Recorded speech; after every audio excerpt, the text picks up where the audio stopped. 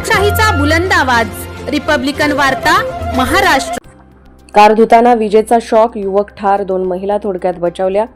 घराशेजारी विजेचा सापळा, एकाचा मृत्यू, महिलांची सुदैवी सुटका। विजेच्या शॉकने युवकाचा मृत्यू, मदतनीस धावलेल्या 2 महिला थोडक्यात बचावल्या। घराशेजारी कार धुत असताना विजेचा धक्का बसून 29 वर्षीय युवकाचा मृत्यू झाला। या दुर्घटनेत मदतीसाठी धाव घेतलेल्या 2 महिलांनाही विजेचा धक्का बसला, मात्र त्या थोडक्यात बचावल्या। मृत युवकाचे नाव प्रदीप तानाजी ताजनपुरे व 29 राहणार चेहेडी, नाशिक रोड असे आहे। 3 दिवसापूर्वी आलेल्या वादळामुळे त्यांच्या घराशेजारील विजेचा खांब कोसळला होता। त्याची दुरुस्ती केल्यानंतर रविवार दिनांक 11 सकाळीच्या सुमारास प्रदीप हे घराजवळील पत्र्याच्या शेड शेजारी कार धुत होते। दरम्यान शेडमधून विद्युत प्रवाह सुरू असल्याचे लक्षात न आल्याने त्यांना जोरदार शॉक बसला। प्रदीप अचानक कोसळल्याचे पाहून घरातील 2 महिला मदतीसाठी धावून आल्या, मात्र त्यांनाही विजेचा धक्का बसून त्या दूर फेकल्या गेल्या।